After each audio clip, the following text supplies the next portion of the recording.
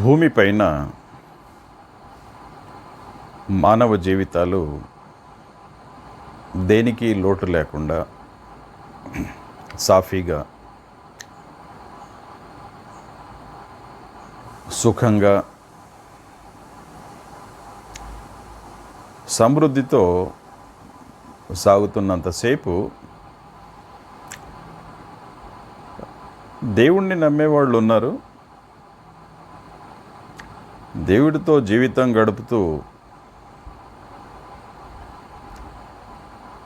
ఆయా సందర్భాల్లో దేవుణ్ణి గుర్తు చేసుకుంటూ జీవిత ప్రయాణాన్ని కొనసాగించే వాళ్ళు ఈ ప్రపంచంలో ఉన్నారు.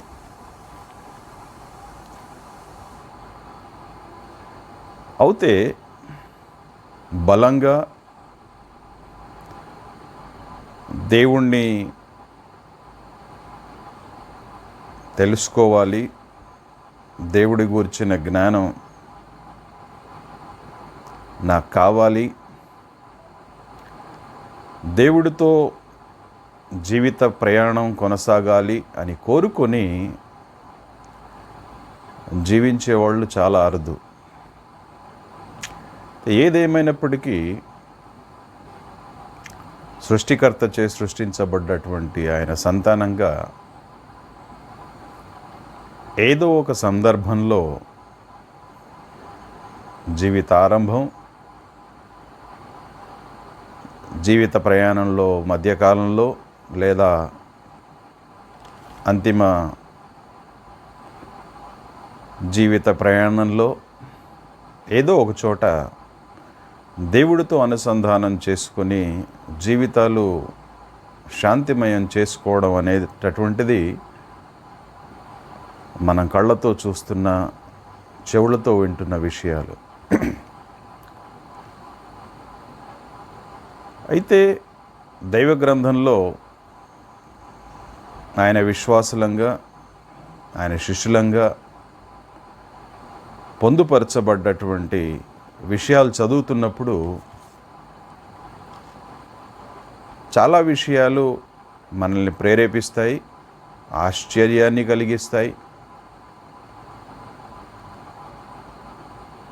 అతి ముఖ్యంగా మన విశ్వాసాన్ని, నిరీక్షణను కూడా పెంచుతాయి. ఇందులో సందేహం లేదు. నిరీక్షణ అనేటటువంటి పదాన్ని మనం వాడుతున్నప్పుడు అబ్రహాం గారు గుర్తొస్తారు. అందుకే పౌలు గారు రోమీలకు పత్రిక రాస్తూ అబ్రహాం గారి విషయాన్ని చర్చిస్తారు. అది పొందుపరిచారు, ప్రభువారు అనుమతించారు. రోమీలకు రాసినటువంటి పత్రిక 4వ అధ్యాయము 18 నుండి 24 వచనాలు. అంటే పౌలు అర్థం చేసుకొని, సరే ప్రభు అనుమతించారు, కానీ పౌలు కూడా ఇది అర్థమైంది. పౌలు మనలాంటి విశ్వాసే, దేవుడి చేత సృష్టించబడ్డటువంటి సృష్టమే. తన జ్ఞానోదయం కలిగిన తర్వాత, ప్రభువు స్పష్టంగా అర్థమైన తర్వాత లేఖన భాగాల్ని ఆయన బోధించినట్టు దాదాపుగా ఎవరూ బోధించలేరని చెప్పలేం, but there was a impact, ప్రభావం పౌలు గారి బోధల్లో. అందుకే రోమీలకు రాసినటువంటి పత్రికలో రోమన్స్ 4th chapter 18 to 24 వర్సెస్లో, రోమా 4వ అధ్యాయము 18 నుండి 24 వచనాలు.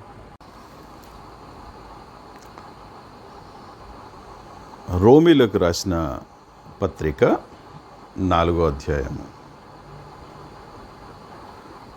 18 నుండి 24 వచనాలు. నీ సంతానము ఈలాగు ఉండునని చెప్పిన దానిని బట్టి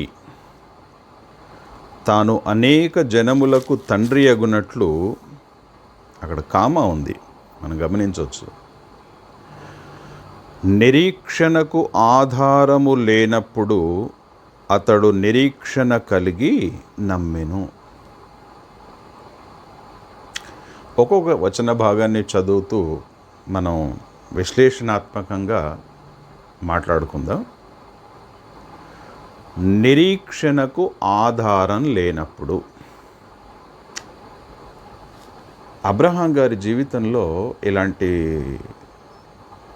సన్నివేశం చోటు చేసుకుంది. ఇలాంటి స్థితిని ఆయన ఫేస్ చేశాడు, ఎదుర్కొన్నాడు. నిరీక్షణ లేదు. There is no hope at all. Hope అనేది లేదు. ఇప్పుడు ఈ వాక్య భాగాన్ని చదువుతున్నప్పుడు మానవ జీవితాలు మనం ప్రభువుని నమ్మిన తర్వాత ఆయా సందర్భాల్లో ప్రభువు పరీక్షించినప్పుడు, లేదా జీవితాల్లో మనం సమస్యల గుండా వెళ్తున్నప్పుడు ఈ వాక్య భాగం మనల్ని బలోపేతం చేస్తుంది, మనల్ని బలపరుస్తుంది. ఎందుకంటే జీవిత యాత్రలో వ్యక్తిగత కుటుంబ సంఘ జీవితాల్లో జీవితం కొనసాగుతున్నప్పుడు కొన్ని సందర్భాల్లో మనకెక్కడా హోప్స్ లేనప్పుడు, అందుకే నిరీక్షణకు ఆధారము లేనప్పుడు అతడు నిరీక్షణ కలిగి నమ్మెను. అసలు నిరీక్షణకు ఆధారమే లేదు. అసలు ఎక్కడ దీన్ని వివరించాల్సి వస్తే చాలా వివరించవచ్చు. కనుసన్నల్లో, కనుచూపు మేరకు అసలు ఎక్కడ ఆ సమస్యకు పరిష్కారం అనేది దొరకదు, లేదు అని అనిపిస్తున్నప్పుడు మనం చేయాల్సింది నిరీక్షణ కలిగి నమ్మాలి. ఇది విశ్వాసం. ఈ వాక్య భాగం రియల్లీ వాస్తవంగా మనల్ని బలపరుస్తుంది. అందుకే once again I repeat it. నిరీక్షణకు ఆధారం లేనప్పుడు నిరీక్షణ కలిగి అబ్రహాం గారు నమ్మారు. It's very important. సో పరిస్థితులు ఎలా ఉన్నా, దాని ప్రభావం ఎలా ఉన్నా, లోకస్తులు ఆ పరిస్థితులను చూసి మనతో ఏం మాట్లాడినా దేవుడి మార్గం కాకుండా, ఆయన విశ్వాస మార్గం కాకుండా ఫలానా చోటికి వెళ్తే, ఫలానా వ్యక్తి దగ్గరికి వెళ్తే ఈ సమస్యకు పరిష్కారం దొరుకుతుంది అని విశ్వాసాన్ని తప్పించే ప్రయత్నం చేసిన, ఒకవేళ వారి మాటలు కాకుండా రాజులను ఆశ్రయించుట కంటే, మానవులను ఆశ్రయించుట కంటే యెహోవాను ఆశ్రయించుట మేలు. అందుకే కీర్తనాకారుడు అంటాడు, నా ఆశ్రయ దుర్గము ఆయనే, నిన్నే నేను నమ్ముకొని ఉన్నాను అంటాడు. నిన్నే, నిన్నే, వేరే ఎవరిని కాదు. నిన్నే అంటే ఇంకెవరు ఉండరు ఆయన తప్ప. సో అందుకే ఆయన విశ్వాసులంగా, ఆయన బిడ్డలంగా, ఆయన సంతానంగా, ఆయన శిష్యులంగా ఆయా సందర్భాల్లో నిరీక్షణ కనుచూపు మేరల్లో మనకు కనిపించినప్పుడు, అసలు హోపే లేనప్పుడు అబ్రహాం లాగా నమ్మగలిగితే వి విల్ బి బ్లెస్డ్. మనం ఆశీర్వదించబడతాం. Next verse. మరియు ఇంకా అతడు విశ్వాసమునందు బలహీనుడు కాక. This very important. విశ్వాసమునందు బలహీనుడు కాక. బలహీనుడు అవుతే ఏమవుతుంది? ఒక వ్యక్తి బలహీనుడు అవుతే విశ్వాసమందు డిప్రెషన్కి వెళ్ళిపోతాడు, ఇమ్యూనిటీ సిస్టమ్ దెబ్బతింటుంది, స్ట్రెస్కి గురవుతాడు, ఆందోళన చెందుతాడు. ప్రభువు అందరికీ అనుగ్రహించిన నా శాంతిని మీకు అనుగ్రహిస్తున్నాను అనేటటువంటి మాట మనకు దూరం అవుతుంది. విశ్వాసం లేదు కదా. అందుకే మరియు అతడు విశ్వాసమునందు బలహీనుడు కాక రమారమి 100 ఏండ్ల వయస్సు గలవాడయ్యుండి. అబ్రహాం గారి ప్లేస్లో మనం ఉంటే, ఒకవేళ ఆయన ప్లేస్లో మనం ఉంటే ఏం చేసేవాళ్ళం అనేది మన మనస్సాక్షికి తెలుసు. అక్కడికి అబ్రహాం గారి జీవితంలో పొరపాటే జరిగింది. హాగర్ గారు వచ్చారు కదా, because of Sarah. Of course Abraham కూడా అందులో పాలు పంపులు తీసుకున్నట్టే కదా ఆ తప్పిదంలో. నో అంటే అయిపోయేది. సో తప్పిదాల నుండి మనం నేర్చుకోవాల్సింది, తప్పిదాలు మనం చేయకుండా, విశ్వాసం నుండి, నిరీక్షణ నుండి అబ్రహాం గారి ద్వారా మనం నేర్చుకోవాల్సింది విశ్వాసంలో బలహీనులం కాకుండా, నిరీక్షణ లేనప్పుడు నిరీక్షణ కలిగి జీవించడం. We should be always positive. నెగిటివిటీని ఎందుకు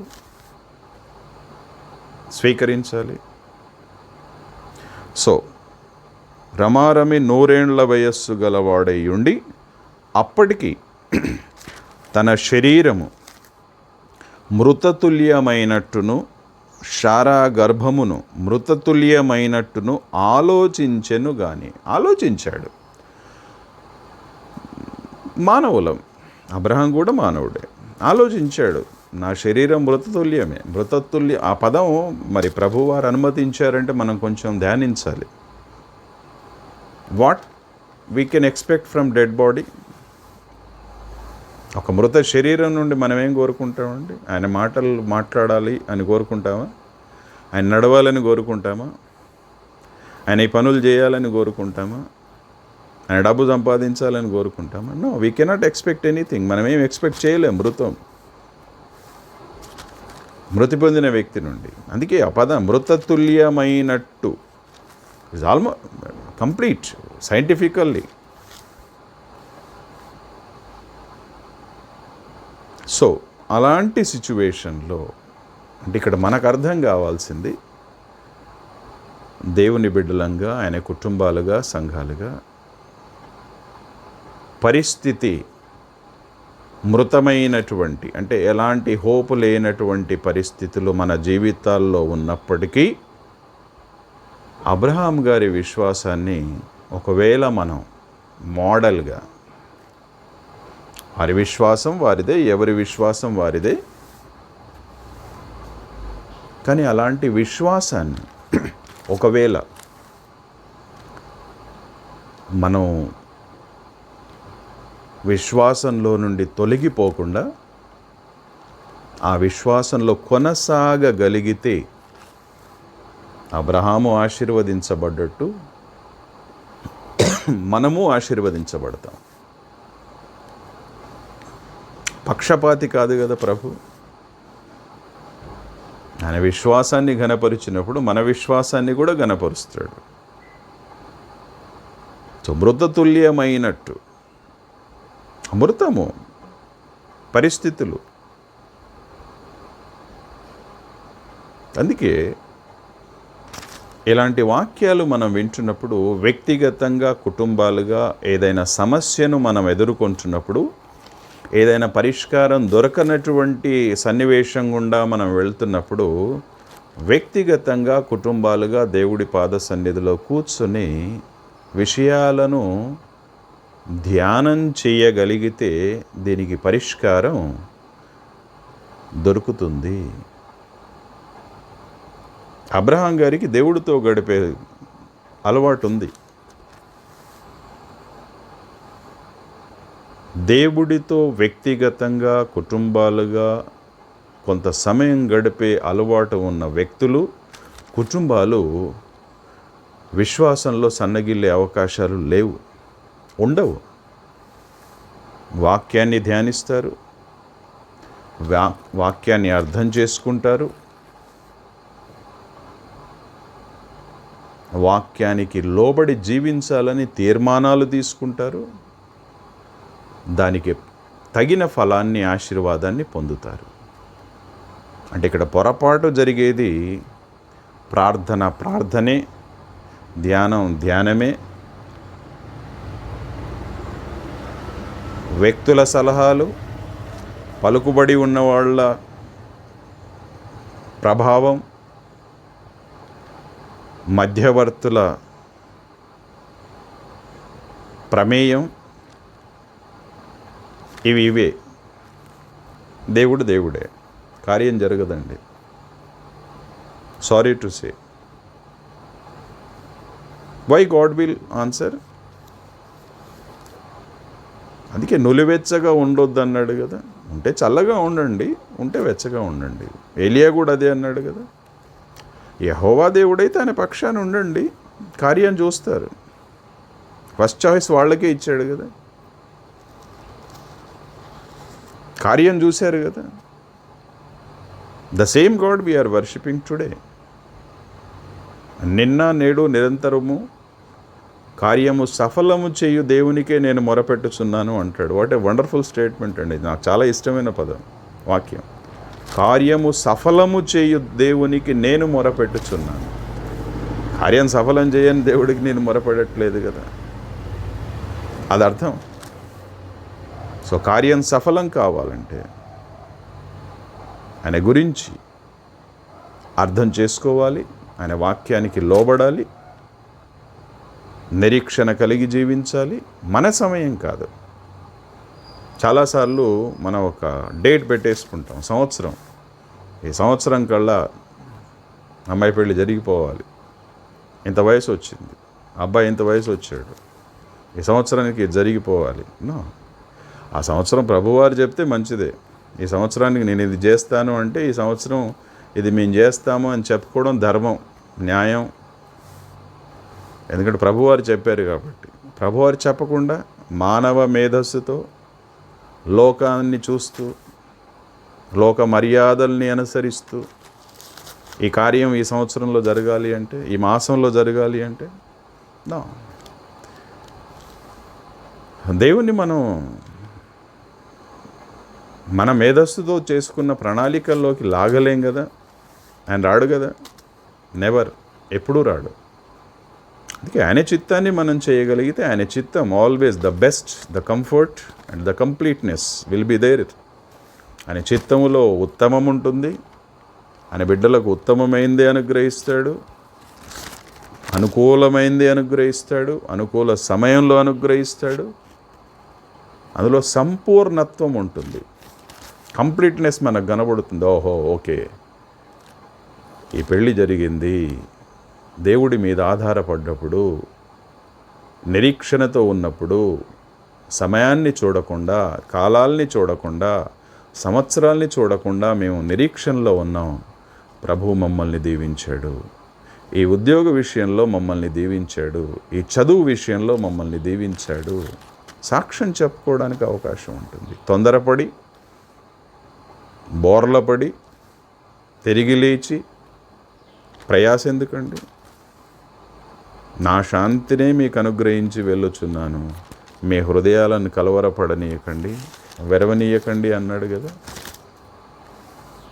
మానవ మేధస్సును జోడించి కలవరాన్ని తెచ్చుకొని జడిసిపోయి భవిష్యత్తు ప్రశ్నార్థకంగా మార్చుకొని జీవితాలు గడుపుతుంటే అన్యుల ముందు మన సాక్ష్యం ఏం కావాలి? ఎప్పుడైనా ఆలోచించామా? వారికి వచ్చే ప్రశ్న ఏంటి? జీవం గల దేవుణ్ణి మేము నమ్మామని చెప్పినప్పుడు వాళ్ళు వేసే ప్రశ్నలు ఏంటి?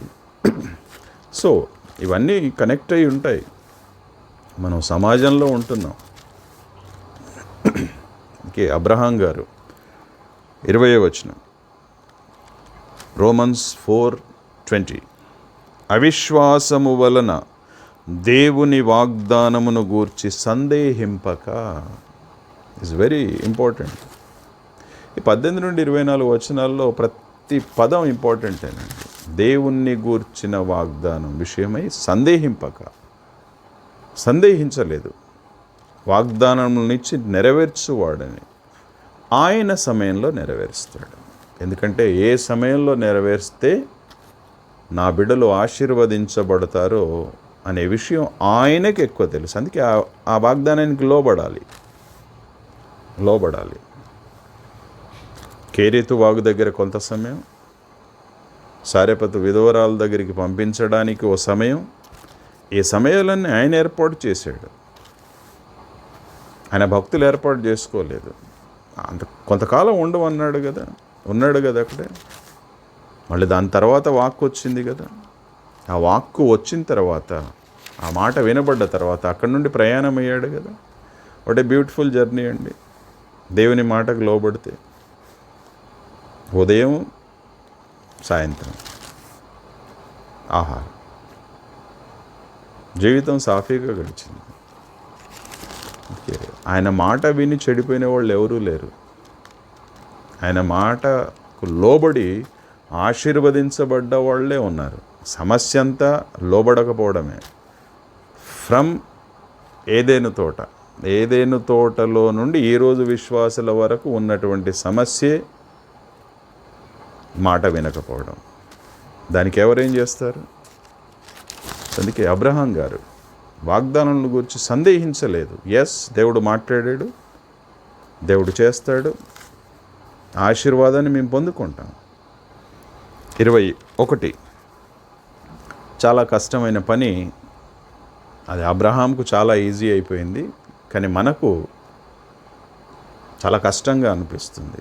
ఆ పదం చదివిన తర్వాత దేవుణ్ణి మహిమపరిచాడు.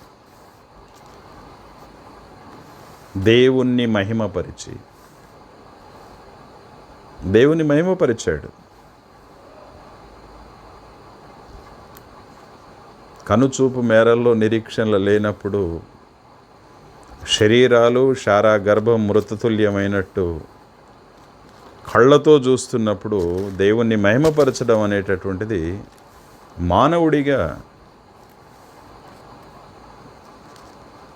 అది అసాధ్యమే.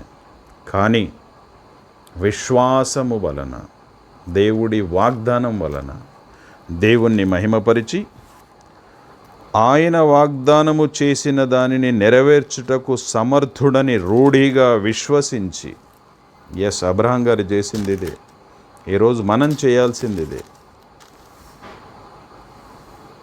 ఎంత స్పష్టంగా అన్నాడండి. ఆయన దేవుడు వాగ్దానము చేసిన దానిని నెరవేర్చుటకు సమర్థుడని రూఢిగా విశ్వసించి విశ్వాసము వలన బలము నొందెను. రూఢిగా నమ్మాడు, గట్టిగా నమ్మాడు.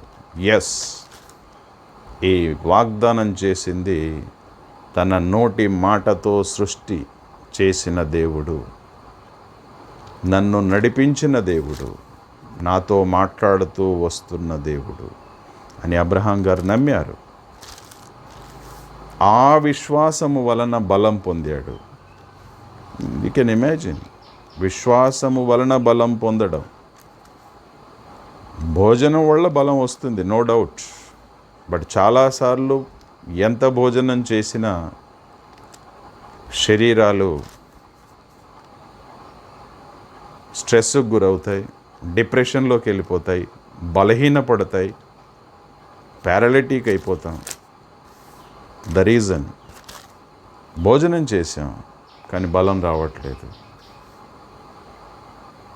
అందుకే విశ్వాసం భోజనంతో పాటు విశ్వాసం.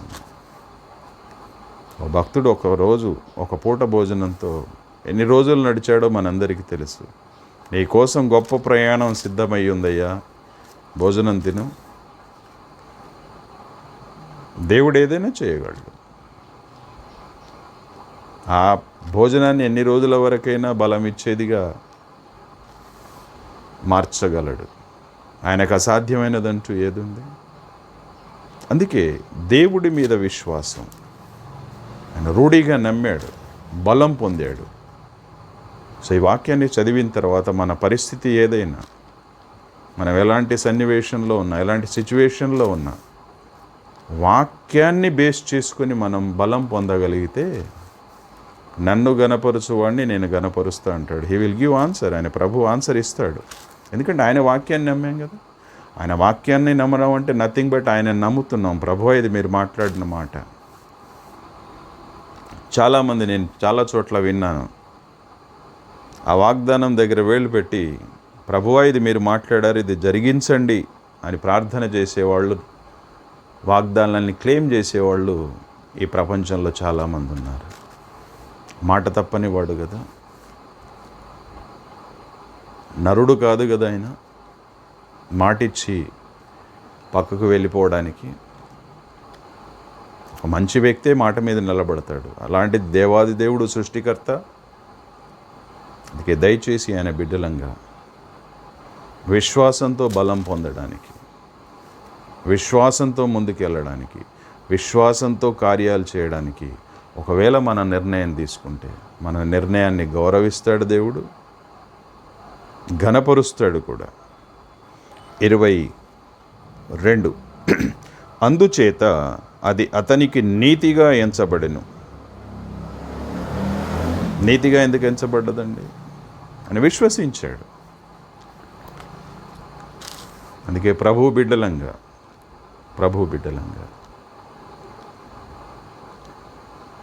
ఆయన మార్గంలో నడిచేటటువంటి శిష్యులంగా,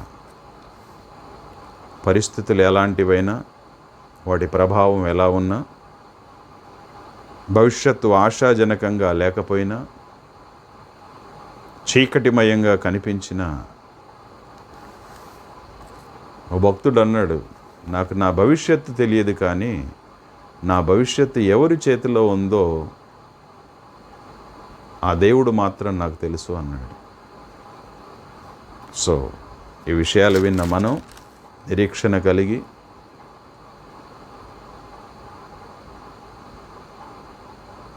విశ్వాసంలో బలహీనులం కాకుండా, నిరీక్షణకు ఆధారం లేనప్పుడు సహితం అబ్రహాం గారు నిరీక్షణ కలిగి జీవించినట్లు, ఒకవేళ మనం జీవించడానికి తీర్మానం తీసుకోగలిగితే, అబ్రహాం జీవితంలో కార్యం చేసిన దేవుడు, ఆయన సమయంలో కార్యం చేసిన దేవుడు. నేను నొక్కి చెప్తున్నాను, మన సమయంలో కాదు. టైం బౌండ్ పెట్టకండి, ఈ సంవత్సరం, ఈ నెల అని దేవుడికి పెట్టకండి. నా ఆయన ఏది చేసినా ఆయన సమయంలో, ఆయన సంవత్సరంలో ఆయన స్పష్టంగా, ఆయన పర్ఫెక్ట్గా చేస్తాడు. అది ఆయనకు అప్పచెప్తాం. దేవా నీ చిత్తము జరిగించు, మా చిత్తము కాదు. ఎంత కూలుగా ఉంటామండి. దేవుడికి అప్పచెప్పాం, దేవుడి చిత్తమైనప్పుడే జరుగుతుంది. ఏదైనా, పెళ్ళి కావచ్చు, ఉద్యోగం కావచ్చు, ఇల్లు కావచ్చు, ఇంకేదైనా కావచ్చు, ప్రయాణం కావచ్చు. సో ప్రశాంతంగా జీవితాలు ప్రభు బిడ్డలంగా గడుపుకోవడం అనేది చాలా ముఖ్యం. దేవుడు ఉన్న చోట అల్లరి ఉండదు, అల్లరిలో ప్రశాంతత ఉండదు, అశాంతి ఉంటుంది. దయచేసి దీన్ని అర్థం చేసుకుందాం. దేవుడు అల్లరికి కర్త కాడు. ఏ గృహంలో, ఏ వ్యక్తి జీవితంలో, ఏ సంఘములో దేవుడు ఉంటాడో ఆ వ్యక్తి, ఆ కుటుంబాలు, ఆ సంఘాలు అల్లరి లేకుండా ప్రశాంతంగా దేవుడి చిత్తానికి లోబడి ముందుకు సాగుతాయి. వారిని ఇతరులు చూసి విశ్వాసంలోకి రావడానికి మార్గం సుగమమవుతుంది. విషయాలను అర్థం చేసుకుందాం. ప్రభు మనలందరినీ దీవించుగాక. ప్రార్థన చేసుకుందాం. కృపగల తండ్రి, జీవం గల జీవాధిపతి, అబ్రహామును ప్రేమించిన దేవుడవు, మమ్మల్ని కూడా ఎలాంటి పక్షపాతం లేకుండా ప్రేమిస్తున్నావు. అందుకు నిండు కృతజ్ఞతలు సమర్పించుకుంటూ దీవించండి, ఆశీర్వదించండి, మీ కృపను అనుగ్రహించమని యేసుక్రీస్తు నామమున ప్రార్థించి వేడుకుంటున్నాము తండ్రి. ఆమెన్.